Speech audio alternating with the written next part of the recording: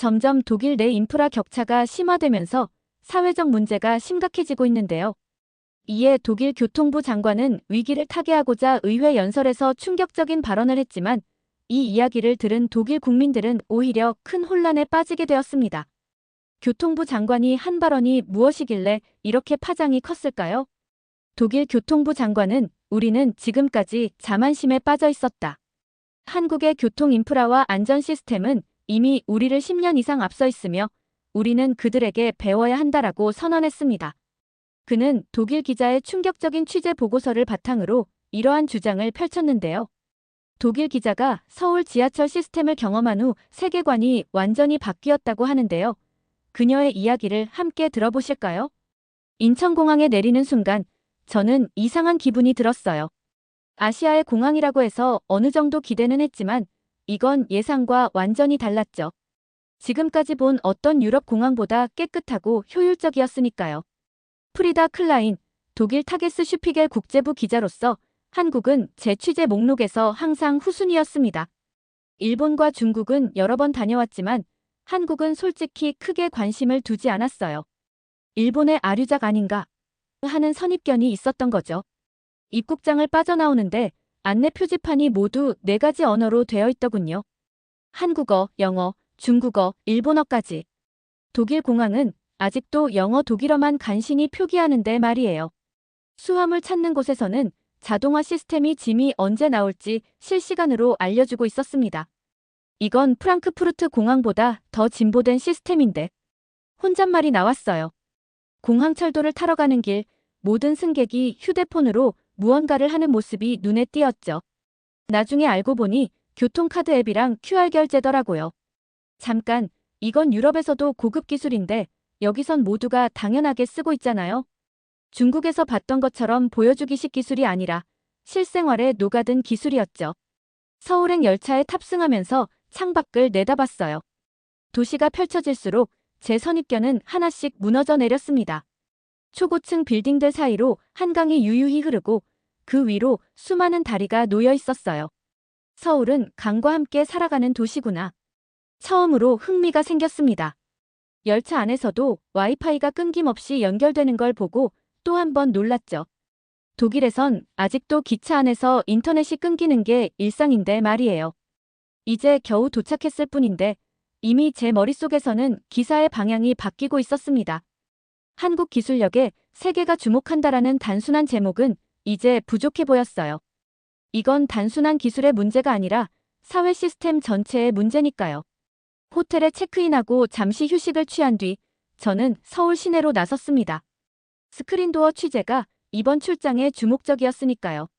지하철역으로 향하는 길에 거리의 모습이 눈에 들어왔어요. 깔끔하게 정돈된 보도블록, 가로수 아래 작은 화단들, 그리고 무엇보다 거리의 청결함이 인상적이었죠. 지하철역에 들어서자마자 또 다른 충격이 기다리고 있었습니다.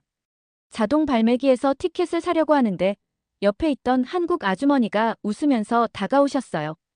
외국인이신가요? 교통카드가 더 편해요. 영어로 말씀하시더군요. 놀랍게도 그분은 평범한 시민이었는데 영어로 저를 도와주셨어요. 독일에서는 상상도 할 수 없는 일이었죠. 교통카드를 구입한 저는 드디어 서울 지하철을 탑승했습니다. 플랫폼에 들어서는 순간 가장 먼저 눈에 들어온 건 스크린도어였어요. 투명한 유리문이 빈틈없이 설치되어 있었고 열차가 도착하자 문이 자동으로 열렸습니다. 이게 바로 독일이 도입하려는 기술이구나 생각하면서 유심히 관찰했죠. 놀라운 건 스크린도어만이 아니었어요. 정확한 시간 간격으로 도착하는 열차, 선명한 안내방송과 다국어 지원, 심지어 플랫폼의 바닥에는 시각장애인을 위한 점자블록이 체계적으로 설치되어 있었습니다. 이건 단순히 기술의 문제가 아니었어요. 시스템 전체가 사람을 중심으로 설계된 느낌이었죠. 열차 안으로 들어가니 또 다른 세상이 펼쳐졌습니다. 모든 좌석 위에는 노약자석 표시가 있었고 대부분의 승객들은 스마트폰을 보며 조용히 앉아 있었어요. 제가 타고 다니던 베를린 지하철의 소란스러움과는 너무나 대조적이었죠. 심지어 와이파이까지 완벽하게 터지고 있었습니다. 지하철에서 이렇게 인터넷이 잘 된다고 속으로 감탄했어요. 가장 인상적이었던 건 한 역에서 목격한 장면이었습니다. 외국인 관광객이 휴대폰을 잃어버려 당황하고 있었는데 즉시 역무원이 달려와 영어로 대화하며 분실물 센터에 연락했어요. 그리고 주변에 있던 승객들도 자연스럽게 도움을 주려고 했죠. 저는 그 모습을 보며 묘한 감정이 밀려왔습니다. 독일에서라면 어땠을까요? 아마 대부분 모른 척하고 지나갔을 거예요.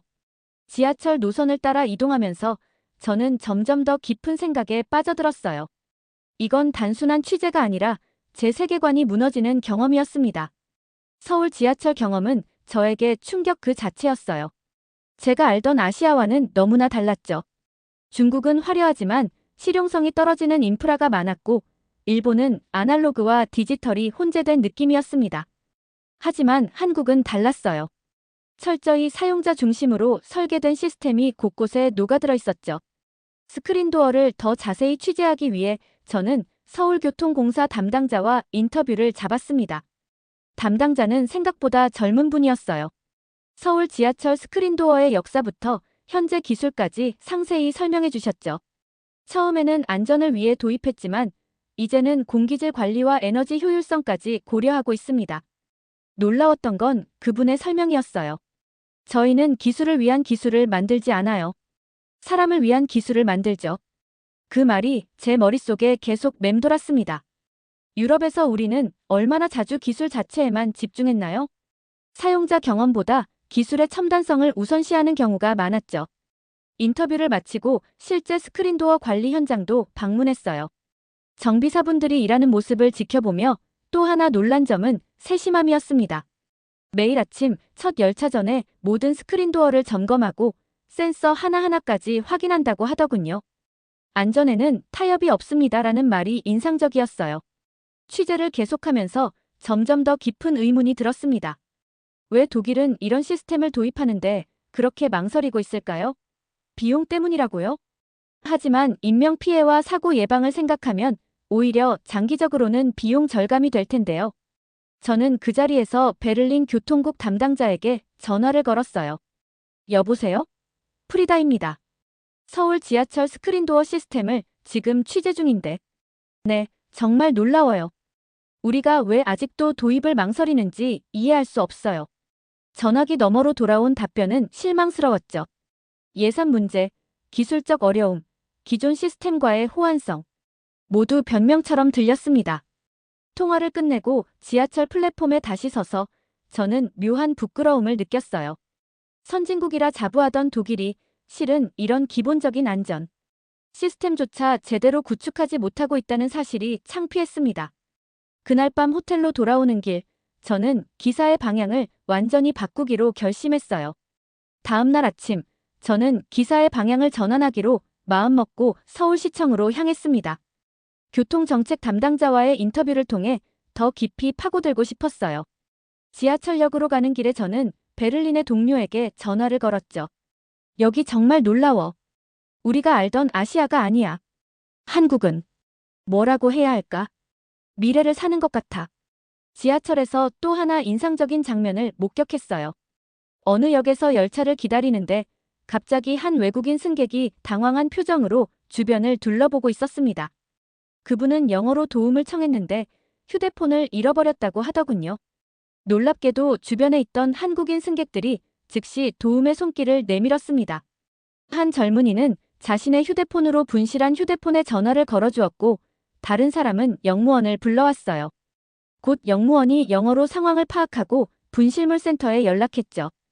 그리고 채분도 지나지 않아 다른 열차에서 찾은 휴대폰이 인계되었습니다. 외국인은 감격해하며 고마움을 표했고 주변 사람들은 그저 미소로 화답할 뿐이었어요. 마치 일상적인 일처럼요. 저는 그 장면을 보며 갑자기 눈시울이 뜨거워졌습니다. 독일에서라면 어땠을까요? 아마 대부분 모른 척하거나 최선의 경우에도 경찰에 신고하라는 조언 정도로 그쳤을 거예요. 하지만 여기 사람들은 타인의 어려움에 즉각적으로 반응하고 시스템도 그런 도움을 지원하도록 설계되어 있었죠. 시청에 도착해 담당자를 만났을 때 저는 솔직하게 제 감정을 털어놓았어요. 독일 사람으로서 부끄럽습니다. 우리는 한국의 시스템을 아시아의 모방품쯤으로 여겼는데 실제로는 우리보다 훨씬 앞서 있더군요. 담당자는 겸손하게 웃으며 대답했습니다. 저희도 많은 시행착오를 겪었어요. 중요한 건 사람 중심으로 생각한다는 거죠. 인터뷰 내내 저는 깊은 인상을 받았어요. 그들이 말하는 시민 중심 설계라는 개념은 단순한 구호가 아니라 실제 정책에 반영되어 있었거든요. 스크린도어는 단지 안전장치가 아니라 시민을 위한 약속이었던 거죠. 우리는 당신의 안전을 최우선으로 생각합니다라는 무언의 메시지였어요. 그날 취재를 마치고 호텔로 돌아오는 길, 저는 제 나라의 부끄러움을 느꼈습니다. 우리는 얼마나 오만했던 걸까요? 아시아를 무시하고 우리만의 기준으로 세상을 판단했던 태도가 부끄러워졌어요. 서울에서의 취재 사흘째, 저는 한국의 디지털 인프라에 관한 더 깊은 이해를 원했습니다. 특히 지하철 스크린도어와 안내 시스템이 어떻게 이렇게 정교하게 작동하는지 궁금했어요. 그래서 서울대학교 공학부 교수님을 만나기로 했죠. 캠퍼스로 향하는 길, 저는 또다시 지하철을 이용했습니다. 이제는 어느 정도 익숙해졌지만 여전히 새로운 발견이 있었어요. 환승역에서 제가 길을 헤매고 있을 때 벽에 부착된 디지털 안내판이 눈에 띄었죠. 터치스크린으로 경로를 검색하자 최적의 환승 루트와 예상 소요 시간까지 알려주더군요. 심지어 혼잡도까지 표시되어 있었습니다. 서울대에 도착해 만난 교수님은 한국의 디지털 시스템에 대해 흥미로운 관점을 제시했어요. 우리는 기술을 도입할 때 단계를 건너뛰는 경향이 있습니다.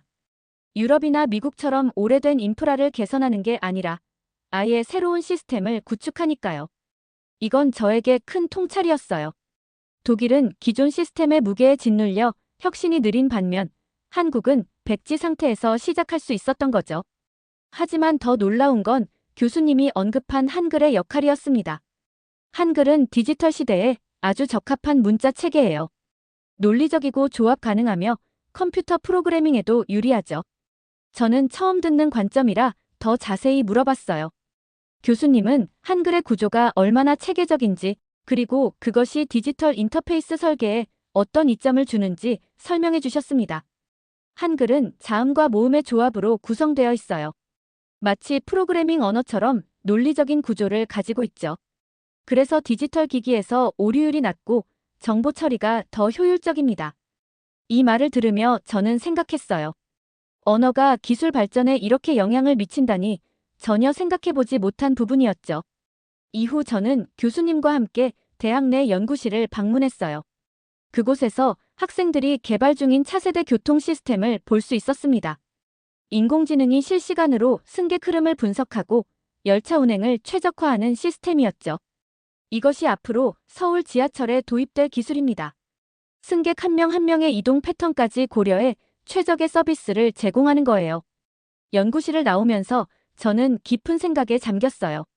지금까지 저는 한국을 단지 기술이 발달한 나라 정도로만 생각했는데 실은 그 이상이었던 거죠. 기술과 인간, 그리고 언어와 문화가 유기적으로 연결된 하나의 생태계였습니다. 그리고 그 중심에는 항상 사람이 있었어요. 호텔로 돌아오는 길, 저는 오늘의 취재 내용을 정리하며 생각했습니다. 한국은 기술 강국이라는 단순한 기사가 아니라 유럽이 배워야 할 모델 국가로서의 한국을 소개해야겠다고요. 취재 나흘째, 저는 서울 도심 한복판에서 평범한 시민들의 이야기를 듣고 싶었어요.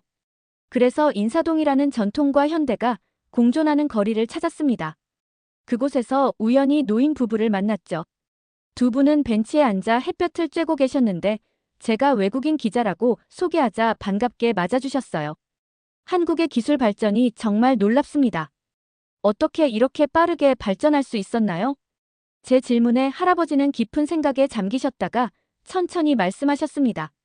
우리는 아무것도 없을 때 기술을 배운 게 아니라 사람을 배웠어요. 이 말이 제 마음을 강하게 울렸어요. 계속해서 할아버지는 한국 전쟁 이후의 어려움, 그리고 그 속에서도 교육을 중시했던 문화에 대해 설명해 주셨죠. 할머니도 이야기에 동참하셨어요.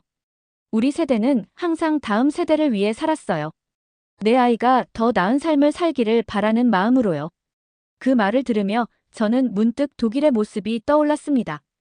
우리는 얼마나 자주 현재의 편안함만 생각하고 미래 세대를 위한 투자를 망설였나요? 대화를 이어가면서 저는 지하철 스크린도어에 대한 이야기도 꺼냈어요. 할아버지는 미소 지으며 말씀하셨습니다. 처음 설치됐을 때는 많은 사람들이 불편해했어요. 하지만 누군가의 생명을 구한다면 약간의 불편함은 감수할 수 있는 거죠. 이 말에서 저는 깊은 지혜를 느꼈어요.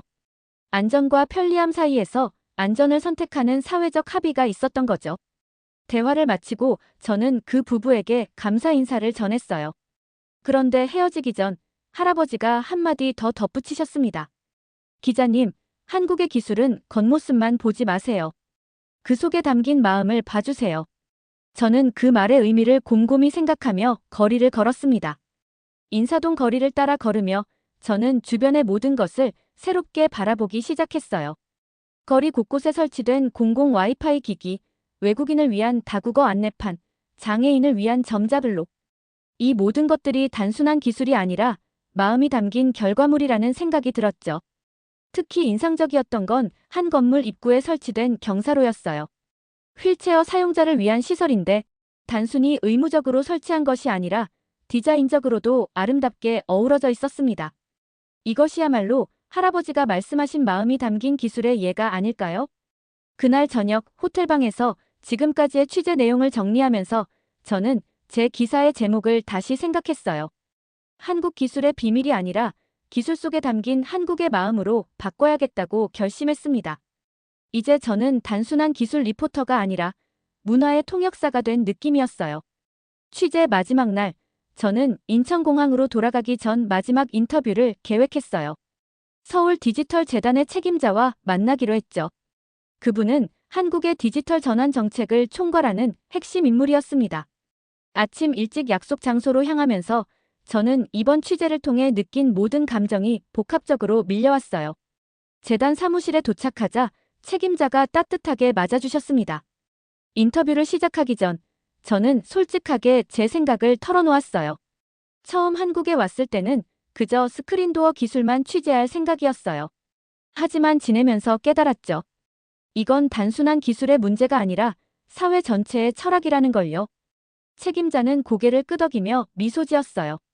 많은 외국인들이 처음에는 우리의 기술적인 면에만 관심을 가집니다. 하지만 시간이 지나면 그 기술을 가능하게 한 사회적 합의와 문화적 배경에 더 관심을 갖게 되죠. 정확히 제가 경험한 과정이었습니다.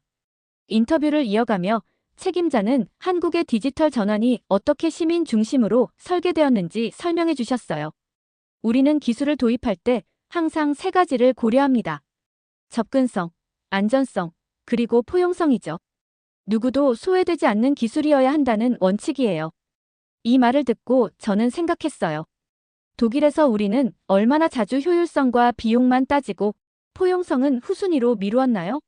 스크린도어 도입을 망설이는 이유도 결국은 비용 대비 효율이라는 경제적 관점 때문이었죠. 인터뷰를 마치고 공항으로 가는 길, 저는 취재 내용을 정리하며 깊은 결심을 했습니다. 단순한 기사가 아니라 다큐멘터리 기획서를 작성하기로 했어요. 제목은 미래는 조용히 준비되어 있었다. 한국에서 본 내일로 정했죠. 이 기획은 단순히 한국의 기술을 소개하는 것이 아니라 유럽이 배워야 할 새로운 패러다임을 제시하는 내용이었습니다. 비행기에 오르기 전 저는 베를린 편집장에게 전화를 걸었어요. 지금 기획안을 보내드릴게요. 단순한 기사가 아니라 다큐멘터리 시리즈입니다. 한국의 디지털 혁신이 어떻게 사회 전체를 변화시켰는지 다룰 거예요. 편집장은 처음엔 의아해했지만 제 열정적인 설명을 듣고 곧 관심을 보였습니다. 좋아요, 프리다. 돌아오면 자세히 논의합시다. 비행기 안에서 저는 창밖을 내다보며 지난 며칠간의 경험을 되새겨봤어요. 한국은 저에게 단순한 취재 대상이 아니라 제 세계관을 뒤흔든 장소가 되었죠. 이제 저는 아시아를 바라보는 시선, 나아가 세계를 바라보는 관점 자체가 변화했음을 느꼈습니다. 노트북을 펼쳐 기획서를 다듬으면서 저는 한국에서 목격한 모든 장면들을 떠올렸어요. 인천공항의 첫인상, 서울 지하철의 스크린도어, 낯선 일을 돕는 시민들의 모습, 노인 부부의 지혜로운 말씀. 이 모든 것들이 하나의 큰 그림으로 연결되었습니다. 기획서의 첫 문장을 쓰면서 저는 미소 지었어요. 미래는 우리가 생각했던 곳에 있지 않았다. 그것은 조용히, 그러나 착실하게 대한민국에서 준비되고 있었다. 이 문장이 제가 전하고 싶은 모든 것을 담고 있다고 생각했죠. 비행기가 베를린에 착륙하면서 저는 이제 또 다른 여정이 시작됨을 느꼈습니다. 한국에서의 경험을 유럽에 알리고 우리가 배워야 할 점들을 공유하는 여정이었죠. 그리고 무엇보다 제 자신의 편견과 싸우는 여정이기도 했어요. 공항을 빠져나오며 저는 결심했습니다. 앞으로의 국제 취재에서 한국 관련 취재는 제가 전담하겠다고 요청하기로요. 더 이상 한국은 저에게 아시아의 작은 나라가 아니었습니다. 그곳은 미래의 시작점이었어요. 베를린으로 돌아온 지 일주일 후 저는 편집실에서 제 다큐멘터리 기획안에 대한 회의를 진행하고 있었어요. 편집장과 여러 동료들이 모인 자리에서 저는 열정적으로 한국에서의 경험을 이야기했습니다. 처음에는 반신반의하던 그들의 표정이 점차 관심으로 바뀌는 것이 보였죠. 프리다, 솔직히 처음에는 내가 너무 과장하는 것 아닌가 생각했어. 하지만 내가 가져온 자료들을 보니 정말 놀랍군. 편집장이 말했어요. 제가 찍어온 서울 지하철 영상과 인터뷰 녹취록이 그들의 관점을 바꾸고 있었습니다. 회의가 끝난 후 저는 기쁜 소식을 들었어요. 제 기획안이 승인되었고 3부작 다큐멘터리로 제작될 예정이었죠. 더 놀라운 건 이 내용이 독일 교통부에도 전달될 거라는 사실이었습니다. 제 취재가 실제 정책 변화에 영향을 미칠 수도 있다는 생각에 가슴이 벅차올랐어요. 집으로 돌아가는 길, 베를린의 지하철역에 들어서면서 저는 새삼한국과의 차이를 실감했어요. 지저분한 플랫폼, 불규칙한 열차 도착, 부족한 안내 시스템. 이제 저는 이 모든 것이 단순한 문제가 아니라 근본적인 철학의 차이라는 걸 알았습니다. 다음 날, 저는 국제저널리스트협회의 컨퍼런스에 참석했어요. 그곳에서 아시아 취재 세션이 있었는데 사회자가 일본과 중국에 대한 질문을 던졌죠. 저는 용기를 내어 손을 들었습니다. 저는 한국에 대해 이야기하고 싶습니다. 우리가 너무 오랫동안 간과해온 나라에 대해서요. 제 발표는 예상보다 큰 반향을 일으켰어요.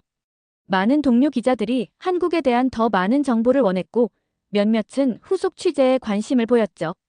컨퍼런스가 끝난 후 편집장이 다시 저를 불렀습니다. 프리다, 우리가 한국 특파원 자리를 만들까 해. 내가 맡아줄 수 있겠어? 그 제안은 제 인생의 전환점이었어요. 처음에는 단지 스크린도어 기술을 취재하러 갔던 곳이 이제는 제 커리어의 새로운 방향이 되었습니다. 저는 기쁘게 수락했어요. 네, 물론이죠. 한국 관련 취재는 제가 전담하겠습니다. 그로부터 몇 개월 후 저는 다시 서울에 있었어요. 이번에는 단기 취재가 아니라 특파원으로서였죠. 인천공항에 내리면서 처음 왔을 때의 그 낯선 감정이 떠올랐습니다. 하지만 이제는 달랐어요. 이곳은 더 이상 이국적인 취재지가 아니라 제 삶의 일부가 된 곳이었죠. 서울 거리를 걸으며 저는 생각했어요. 한국은 저에게 단순한 나라 이름이 아니라 미래를 바라보는 새로운 렌즈를 선물해 준 곳이었습니다. 그리고 이제 저는 그 렌즈를 통해 세상을 바라보고 유럽에 전하는 역할을 하게 되었죠. 엔딩 내레이션처럼 저는 이제 확신합니다. 저는 한국을 처음 알게 되었고 이제 세계도 그렇게 될 것입니다. 한국은 그 어떤 나라도 따라오지 못할 방식으로 사람과 기술을 연결하는 나라였습니다. 스크린도어는 단지 문이 아니었어요. 그것은 한국이 사람을 지키는 방식이었습니다. 지금까지의 사연 어떻게 들으셨나요? 재밌게 들으셨다면 댓글로 남겨주세요. 추첨을 통해 커피 쿠폰을 보내드립니다. 다음에 더 재밌는 사연으로 돌아올게요. 감사합니다.